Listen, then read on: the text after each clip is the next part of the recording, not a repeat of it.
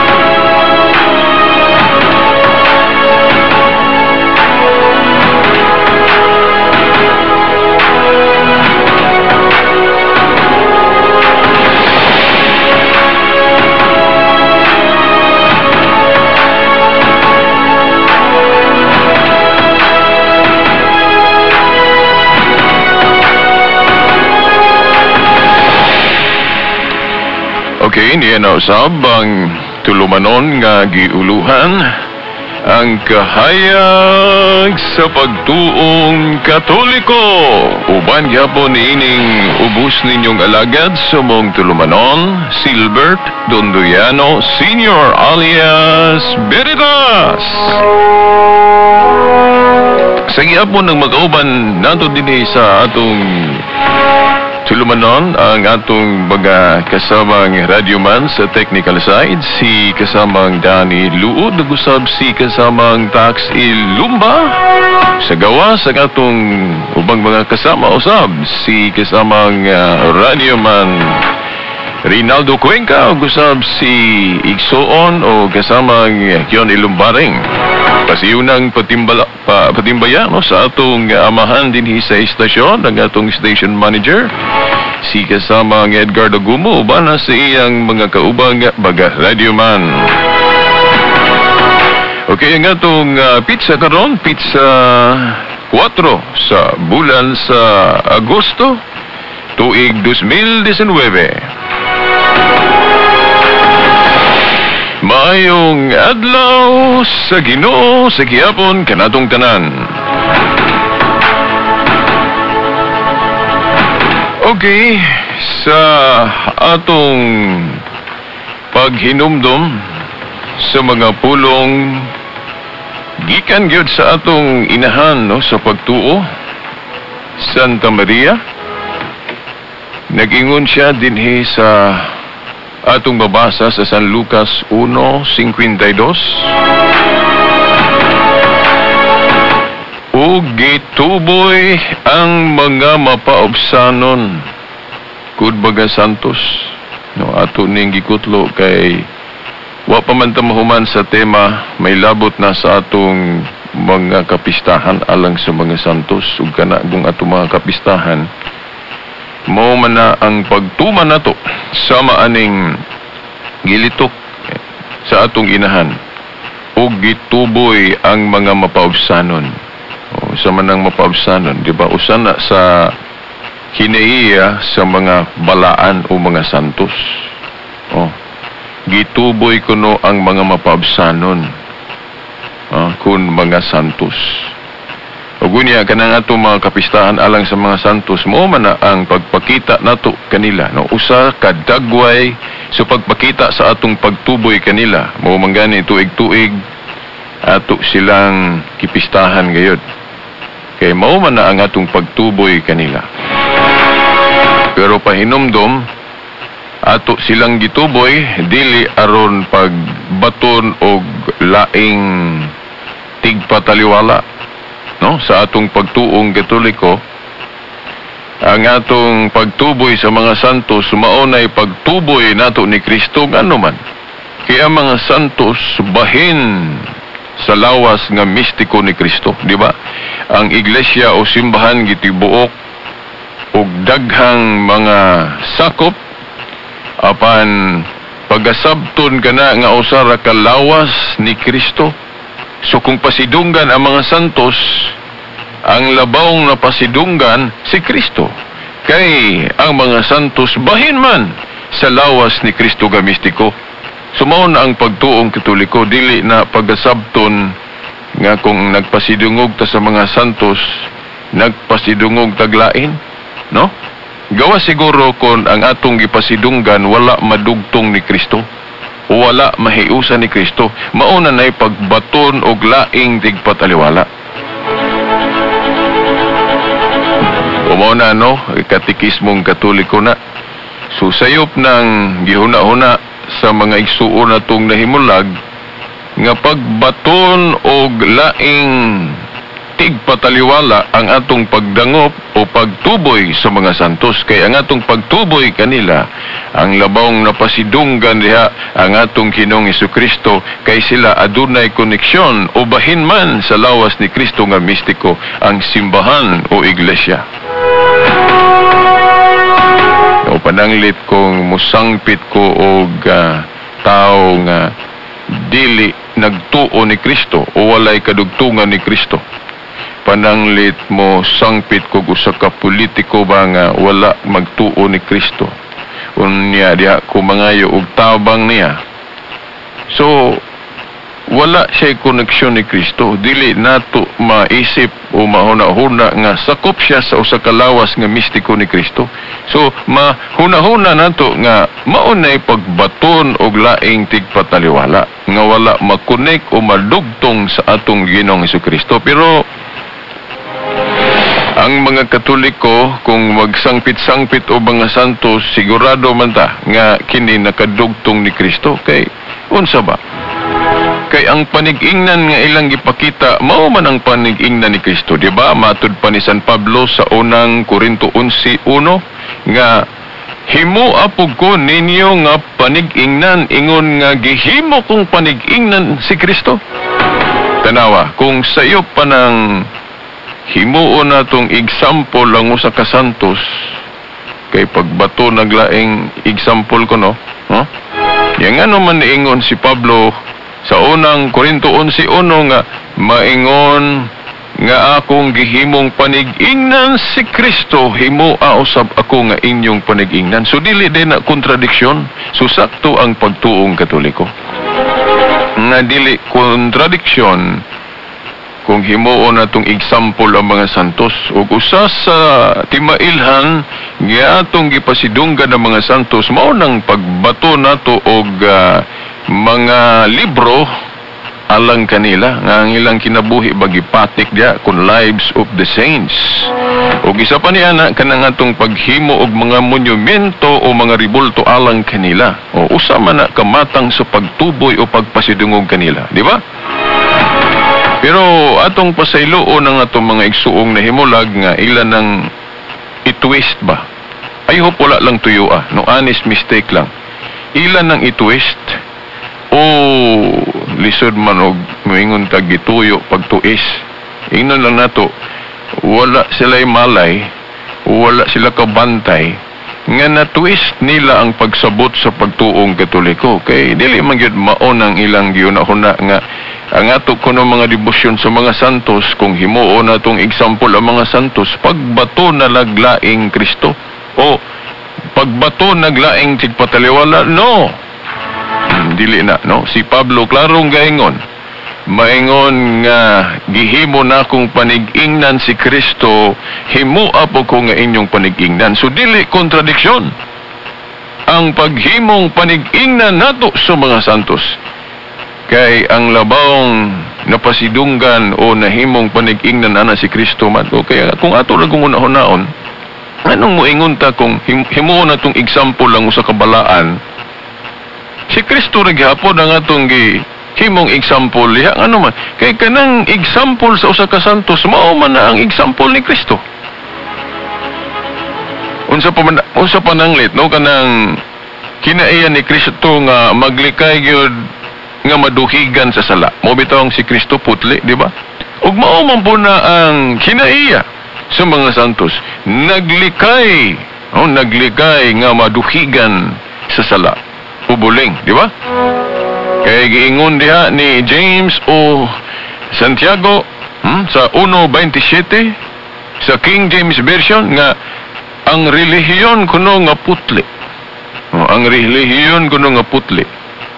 Mao kanang pagtuaw sa mga ilo, pagtabang sa mga angay tubangan, kana mga buhat bas pagtuo ba, mga maayong buhat. Mao na matuod nga relihiyon. Mao bitaw pahinumdom sa mga igsuon na akong Katoliko. Kining atong relihiyong Katoliko, relihiyong Kristyanismo, dili ni pagbuhat og daotan. Di ba? Mao na nga maayo ang atong pagtuo.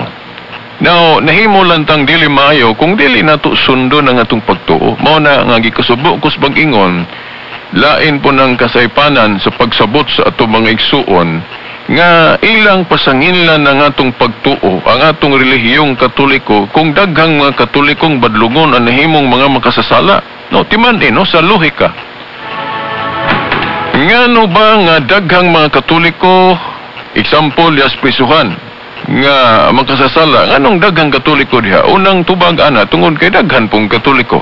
Di ba? Kana bitawng, kanang salang ka, inon talang, lata nga bugas kung ang ratio ana ang gidaghanon sa bato nga nasulod sa usa ka latang bugas, kung ang ratio parehas ba unya ikumpara na sa usa ka bakid gyud nga bugas, so natural nga mas daghan yung bato ang usa ka bakid kaysa usa lang kalata, di ba?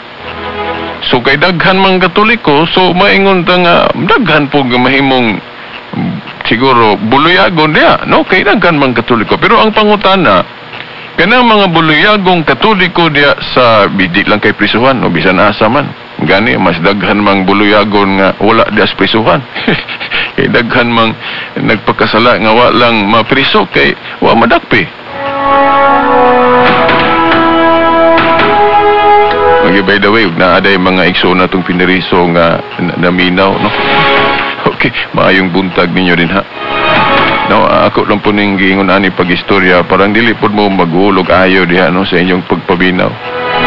Kung nag-uul mo kay anaan mo diha sa prisuhan, gani bulahan mo kay inyong gibayran ang inyong sala nga nahimo, mo bitong naa mo diha. Pero kining uban o kanamo nga padayong buhat og sala, pangurakot tuon sa diha pero wala mapriso, dako pa mig subangonon. Iwa pa na mo bayri ang among mga kasalanan. Ang uban po maminaw sa mga spiritas, gibayran naman na ni Kristo. Gibayran naman na ni Kristo itong mga kasalanan kaysa may nagbayad sa itong mga sala. So may labot na to anang pagbayad-bayad. Now, sa atong pagtuong Katoliko, adigid magsilbi na atong pamayad-bayad kanang atong tampo kung wala tong kamatayon ni Kristo, no? Musalir lang tong kamatayon ni Kristo katong iyang pagpangluwas nato kung natay pagtuo niya. Unya pagtuo pod nga inubanan sa buhat, di ba? Na kanang atong mga kasakit pagtampo na nato. Pagpahibalo man na, pagtug-an man na nga nagtuo ta niya, di ba? Kay in conformity man pod kinahanglan atong mga buhat sa iyang gitudlo, di ba? Di mo na kay dawat limpyo lang pod. Ma-avail lang nato ang kaluwasan gihimo ni Kristo kung mutampo po ta, kung magtuo po ta. Unya des pagtuo na man ang pagsunod sa mga pagtulunan. Di ba? Kanya, bairan man po ng danyos bitaw diha sa kuan. Diha bisan diha sa kurte nga na konbikto ka nga salan. O muingon man ang siguro kanang imong hingsalan nga gipasaylo ka dudong, no, o bro o inday sa imong gibuhat nga dili maayo nganhi kanako pero bayri lang pud ang danyos ana. di ba? Apo kay bayaran nga danyos ana. Bisag ipasaylo na ta, giulaan na tagdugo ni Kristo. Pero na may danyos nga atong pagabayran. No? Di man ang kay dawat limpyo lang. Pras gud atong si David nga nakasala. Dayon ingon si Prophet Nathan nga to kaniya. Gani nang umpisal to si David ni Prophet Nathan. Mo man ay usa sa ato pong ebidensya nga dili sayop ng mangumpisal tagpari, no? Ganang tao sa Dios kay si Prophet Nathan gikumpisalan ni David. Unya si Prophet Nathan mo gyud ni bungat og pasaylo sa Dios, pero siya mo'y nagbungat gipasaylo na ka sa Dios David, no? Sa imong dakong sala nga nahimo. Pero ato lang iparaphrase ha, naay danyos nga imong pagabayran, ang imong anak mamatay. Di ba? Gipasaylo siya. Pero nganong napamay danyos nga iyang bayran, no? Ang iyang kasubo usab nga ang iyang anak kwaon nas Ginoo patyon. Di ba? Kasi malisod sabto ng paagi sa Dios, pero mo na atong pagtuo.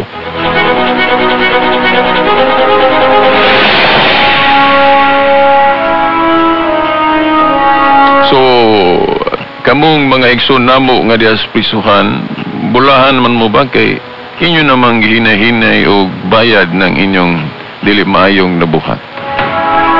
Kaming nias gawas, kung naami mga sala nga wa na mo pa mabayri ang danyos niya na, although pasaylo o luwas pakamatyan nami o natah ni Kristo, pero dili lagi dawat limpyo na yung mga danyos nga pagabayran. Kamong nas prisuhan, naghinay-hinay na mo bayad. O kami nga niapas gawas, awa pa. O bitong naay pagtuludan po nato nga si paritapik pod nga kung dili nato matiwas ang ato mga pagbayad og mga danyos diri sa kalibutan, dito na mas laing kinabuhi ang gitawag nato purifying. Sa tawgo nag purifying fire ato dito kanang gitawag nato final purification nga nas katekismo gitawag og purgatory. Di man nun mabasa sulod sa Biblia ng pulong purgatorio, pero ang gihinganlan anang butanga na as Biblia. Now kana bitong moingon nga di mi mo tuo kay dili mabasa ang litra. Di man kapugson nga modawat anang litra nga purgatorio. No? Pero ayaw lang isalindot ng gitawag og purgatorio kay naa nas Biblia, no?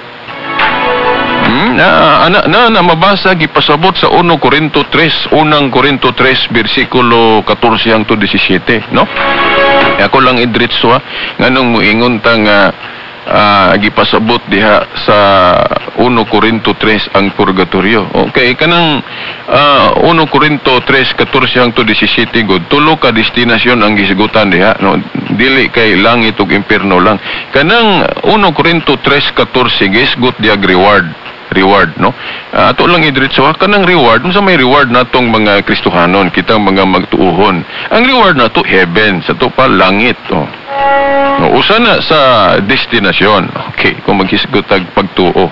Dayon sa bersikulo 15 gahisgot diha madawat gyapon ang ganti, madawat gyapon ang reward, pero gahisgot diha purifying fire, pagsunog. Di ba? Pagsunog.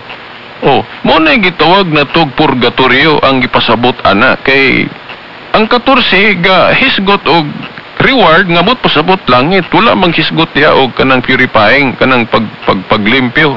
Ditso lang heaven ang gitumbok reward. Pero kanang 1 Corinto 3:15 gisgot diha dag-anan reward nga makalingkawas gihapon, pero iagi og purification.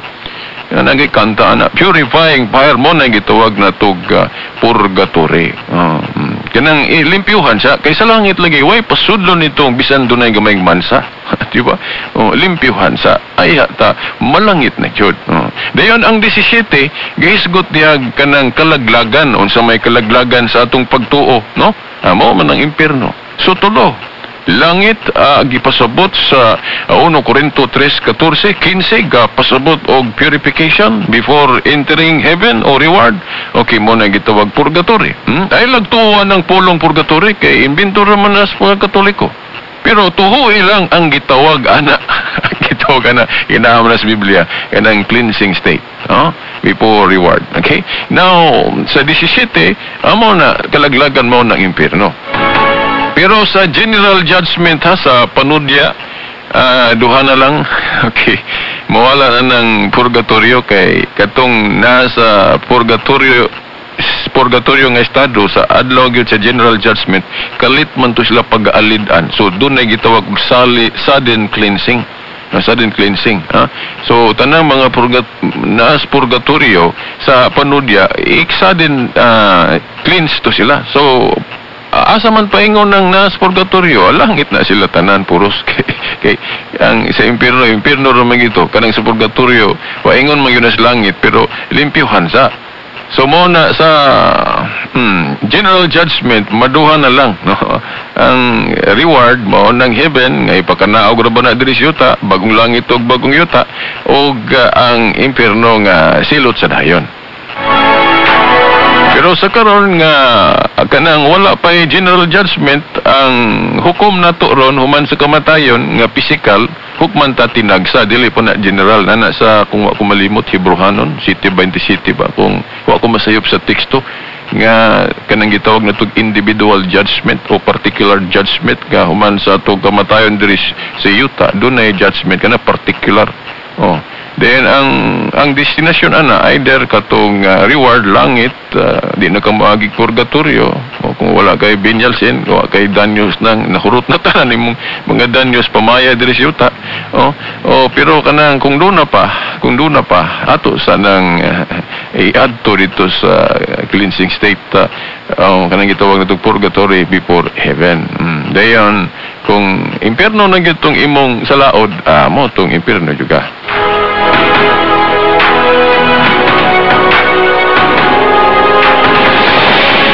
Now, mga tinahod nga tigpaminaw, wa pa gyud nato gihuman yuning pista. Now, ako lang yung gihatag yun ang daghan kay mga background ani, no? Pero bisag dili nako ni human yun, nakasiguro ko kung nasabtan lang ninyo, kung nasunod lang ninyo ang series natong pag-discuss ani, I think murag dili na ninyo lisod madawat ang maong pagtuo. Kay ingano ba, gud ang atong kung Ginoong Jesucristo mao manggoy kana bang tigpataliwala sa bag-ong kasabutan. Mao bitaw diha sa Colosas 2:14-17. Sa dihang gitudlo ni Pablo diha ang kalainan sa daang kasabutan ug bag-o. Sayon ra man kaayo, no? Example ni Pablo unsa ka itong mga landong nga mga practices sa daang tugon nga dili nata hukman ato, sama anang tulumanon sa kalanon, kanang sabat pod nga natunong og katong sa karaan kanang 7th day of the week, shadow man to. So mo nang ilisda na sa bagong tugon, dili manggali na litra po litrang na nabansilian yun, nausob yun sa bagong tugon, pero sa tradisyon klaro na. Pero doon ay mga implication lang sa Biblia, sama ng Hebrehanon 4:8 nga laay na ang adlaw, gaisgot naglaing adlaw sa pahulay. So diskubrihon na og historically Christians naggamit yun sa unang adlaw simana, adlaw sa pagkabanhaw nga diha nagitunong ang moral element sa Sabat, an idea of worship. 7th day after 6 days works. Muna nga para matunong yun, matakdo gis balaod sa moral law nga muna nga musugod tag trabaho dili na Domingo, sugod na tag Lunes, para nga ang ikapito Sunday adlaw sa pagkabanhaw. Mutakdo gis balaod, di ba? Unom ka adlaw trabaho, ikapito pa hulay. So ang Domingo ikapito kung sugod og Lunes. Ang mga Seventh Day Adventist at mga igsoon, ato silang ingnon nga sa atong panahon karon dili sila tinuod Seventh Day Adventist. 6 Day Adventist sila, kay ikaunom pa man ng Sabado o Saturday kung sugod og Lunes. Ang Domingo ikapito man. So ang Katoliko, kung himuon manggalan natong usas timaan ng pagtawag og 7th day, now ang Katoliko mao ang tinuod nga 7th Day Adventist, no? Kung ibase nato sa atong panahon karon. So makaingon ta nga ang tinuod ay hinoong 7th Day Adventist kato day hinoong grupo nga wa maggamit-gamit anang ngalana, di ba? Sa man tong gagamit anang ngalana pero di day tinuod. Praskud anang Iglesia ni Cristo, Church of God, daghang gagamit-gamit anang ngalana pero di day tinuod ang ilang pangangkon. Kaya ang matuod nga Church of God, ang matuod nga Iglesia ni Cristo, kato man nagsugod gyud sa Jerusalem nga naabot sa Espanya, Italia, Roma og mituyok sa tibuok kalibutan nga kung sabton mao ra ba puning Katoliko, di ba? O diya sa Kolosas, giingon na dili na tong mga landong practices kay diri na ta ni Kristo. Di ba? Kanang tudling gyud Kolosas 16 ug 17 kanang pag-ingon diha diri na ta ni Kristo. So diri na ta ni Kristo, so focus ta sa gospel. Mao na nga ang Katoliko mo focus ta sa gospel unya nga focus ni Kristo sa gospel kana man kinaayas tao. Dili man ang isang-sang sababa ng mga external. Kanya mo man na ato na mong gihinay-hinay og sulod yun pinakauyukan nga bahin na aning paghisgot atong kapistahan sa mga santos. O mo na no ang kinabuhi sa mga santos mao gyud gipunting sa ebanghelyo ni Kristo. Wa naman tayo kung panahon padayon ta sunod Domingo pohon. Ayon kalimot no sa sangka matagalaw na kay kung naay mga higayon maka-appeal ta diha og tulumanon usab sa grupo sa Catholic Faith Defenders alas 8 gabi Domingo gyapon at tangi punta diha kay mo appeal ta.